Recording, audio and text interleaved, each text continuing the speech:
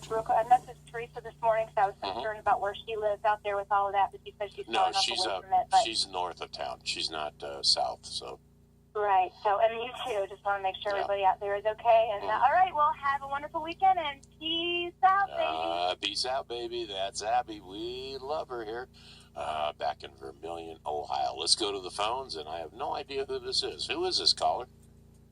This is Aaron. How are you this morning? Well, Lord have mercy. From the land that time forgot, you avoided the pterodactyl this morning and the velociraptors to emerge victorious from your cave or your mud hut. The land that time forgot. The home of the longest continuous burning tire fire anywhere. Silver Springs. How you doing? Hey, I'm doing great. I'm like just trying to keep some good thoughts for the folks out there in Washoe Valley. What a man! Wasn't it just about 5-6 years ago? A very similar situation happened out there. Somebody they cleaned their fireplace out or something, I think it was, and they put the bucket out back. The wind caught it and blew it over, and next thing you know, they had to evacuate the whole Washoe Valley there. Yeah, that was a bad one. Very similar, though, today with the conditions. The high winds, and, man, it's, I don't know. And I haven't heard back from Trooper, and I kind of don't expect to, because I know he's going to be very, he's probably very going to be busy. Yeah. Probably everybody. Got a little bit of GMO news going on. Of course, today here, it's nighttime over there in the Netherlands now, but the Monsanto Tribunal started, and of course, Monsanto, they're refusing to attend because, according to them, it's a public stunt, and it's a moral, quote unquote, that was their term. They called it a moral trial, and you can take it for what it is. My opinion is they're a very immoral company since they don't want to participate in a moral event. But they kind of did a little conciliatory move here and had their representatives be invited to ask questions. Now, this is what a spokesman, for Monsanto stated about the event.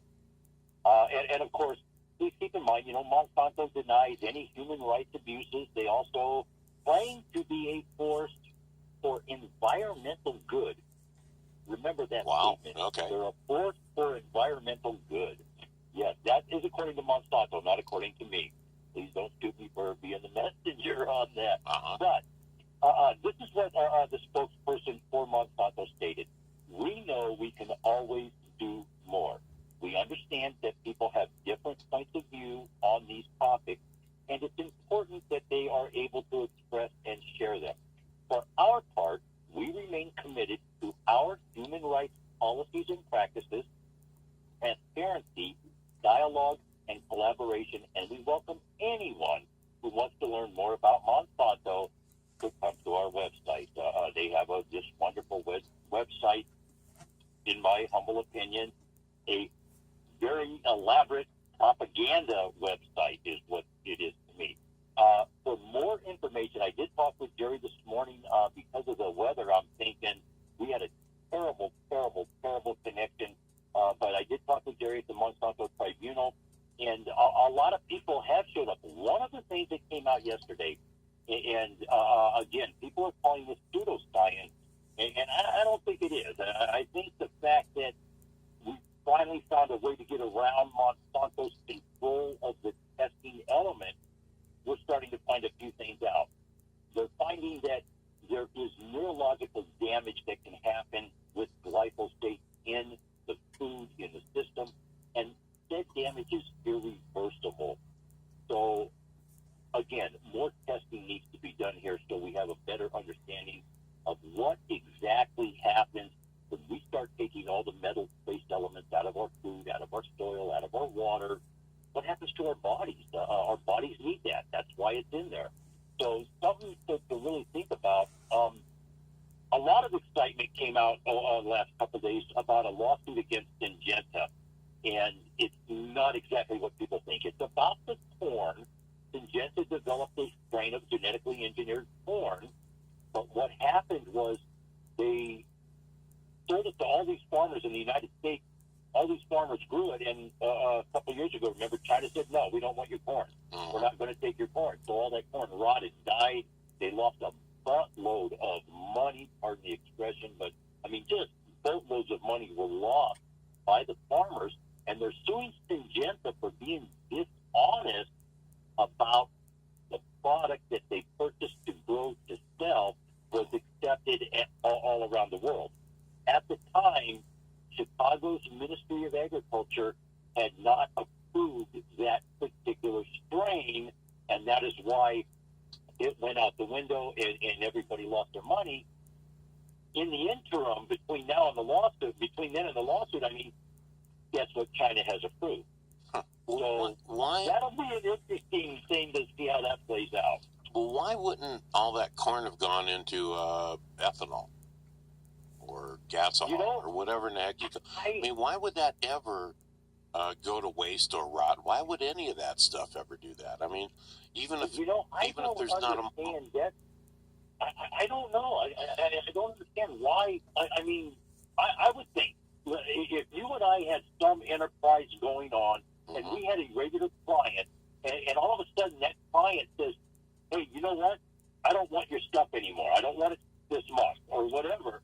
You and I are going to go out and find another purchaser. I'm not going to let my product rot if I can help it. I'm going to.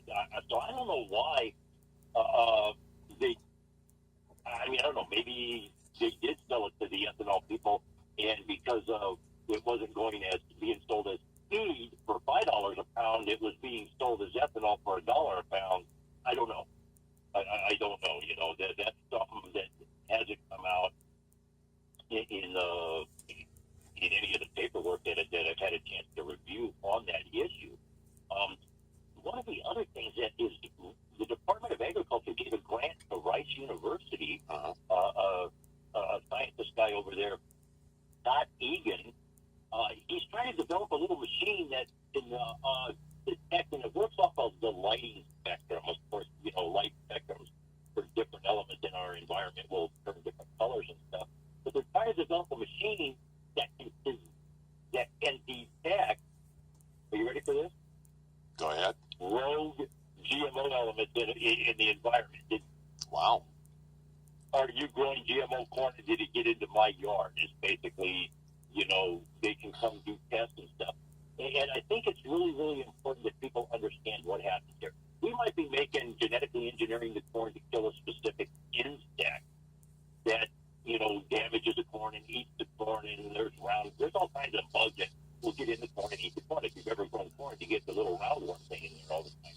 But now, what happens, though, is it kills that bug right there on the spot, and then you have the waste product, you have the stalks, you have the root, you have all the stuff that poison is still in. It gets into the soil, it gets into the thing, it starts leaching downstream, and now all of a sudden, say, a bug dies, a certain fly or something that the frogs and the fish in that river downstream eat. Now all of a sudden they don't have food, they die, and they just start going up the food chain, as they say. You know, once you really get that in, and it's just like this mosquito issue. They want to make a mosquito to eliminate disease and stuff. Well, I can understand let's eliminate disease, but let's try to find a better way to do it. There's a lot of things out there that eat mosquitoes, and if you take that completely out of the ecosystem, what happens to everything that eats the mosquitoes? Yeah, that's true. So, you know, that is a tough dichotomy there when you start talking diseases, because there are ways we can control them, but you know what? I just, when we get into that genetically engineering thing, and you start creating, as they call them, Franken foods or whatever, you get into a very tough dichotomy with, you know, is this ethically, morally right? Are we? And I hate to use this phrase, but the reality is this: when you start playing with Mother Nature, you're kind of playing God. And I don't know if it's good to try to pretend you're the maker or not when it comes right down to it, because that creates some ugly scenarios. Well, I kind of wonder if having a machine that detects that is a good thing. I mean, you may find out that every field in this country is already contaminated. I don't. Well, I hate to say. I don't make you laugh, but you're probably you're right, Dennis. Well, I think I hate saying that, but how do you not control it or keep it? It's been happening for years and years and years. You can't build a 30-foot high wall. Even if you did around your corn crop, it's not going to keep bugs from flying in and stuff. Well, I just don't get that. I said this about 5 years ago when I started looking at this and talking to people out, when I was doing the stuff in Silver Springs. Here's the reality on genetically engineering and GMO products. The cat's out of the bag, folks. It ain't going back in the bag. We need to learn how to manage it, how to deal with it, and we need to have companies. We need to start holding the elected officials accountable that allow companies like Monsanto to get so deep into the government and into the agencies that regulate things. I mean, come on. How do you appoint somebody to the FDA that has ties directly to a company that needs something from the FDA, that needs approval? That's wrong. I'm sorry. It's just wrong. Well, there's two sides to that, though. I mean, I know in the oil industry, you go, well, geez, the people with the EPA, a lot of the engineers worked for Shell or worked for Bi-State Petroleum. Yeah, they did, but they're engineers, they're technicians, they're scientists, and I don't think that just because somebody worked for a particular company, it disqualifies them for being an expert. People, I think, are basically good, and a scientific person, I think, is after the science. I don't think he's after anything political. I do actually believe that. This is my take on this. The FDA needs to be separated. You don't put food and drugs on the same site. And there's the problem we have with that agency, because on the drug end, you have Dow. You have all the chemical companies making drugs. And they're tied in with the food now. So you have chemical companies making drugs and food that are regulated by the same agency. And we need a food administration. We need a drug administration. We don't need a food and drug administration. I really believe you see different results in a lot of things if those two entities were separated to keep that element apart right there. Yeah, but there's only what, 4 or 5 big pharmaceutical companies in this country, and you take the agro worldwide that are going to become free. Okay, and the agro side, I mean, you got Archer Daniel Midland, you got a couple of mega companies that are into massive farming and stuff like that. I mean, ConAgra, you talk about the mom and pop farm. That's a thing of the past. Most of these large operations are owned by some corporation. I mean, it's not like we're looking at a whole lot of different people that are putting input in anymore. The average Joe farmer out there, he's buying his seed from ConAgra or Archer Daniel Midlands or something like that. I mean, you raised something right there that I would be remiss not to pose this question.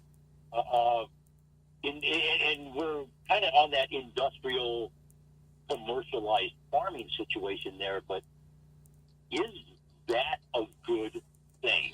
Is it a good thing to, say, grow 50,000 acres of a certain type of corn so we can distribute it around the world, or is it better to have little 5-acre farms here and there in communities, in local communities, to supply the food needs there? I mean, the reality is this.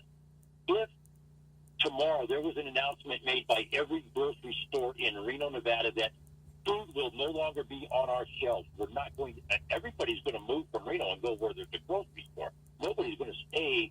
You're going to have a handful of people that don't have an issue with going out and shoot the bow and arrow and getting food. But for the most part, people, if they can't go to the grocery store and buy food, they're going to go where they can buy food. So if you don't have a food source, you don't have a community. It just, people will, it goes back to what, we might have been diggers and gatherers or whatever, but people roamed around to find food. But you have to have the big commercial operations. You have to, and if you don't, you're not going to harvest and grow and have enough food to feed your population and have hopefully a surplus to sell to the rest of the world. I mean, if you want to use, and I'll go this route, something that everyone I think can relate to: a Ford, a Chevrolet, a Chrysler or a Jeep product. Okay, large manufacturers, they build the cars, and you can afford them because they make so many of them. You can get one, it's reasonable, it's dependable. If you want something exotic, you might go to Carroll Shelby Motors, you might go to Ferrari, you might go to some others, and there's a place for both of them. But without the big ones, you're not going to have the little ones. I will say that the problem isn't that they're big. The problem is what they use and how they're ran it. And we're running out of time this hour, Aaron. I hate to say that, but my opinion isn't the fact that they're big or small. My concern is what they use and what they do to grow that stuff. And their methodology. Yeah. That is the big. And I believe the tribunal itself, that is kind of the crux. What you just kind of put your finger on it there. The methodology of what they're doing and how they're doing it, and don't is not that great. But it's easy to cloud the issue and say, here's this agro giant that's growing 40% of your corn that everyone eats, and he must be a bad guy. I don't think that's necessarily true.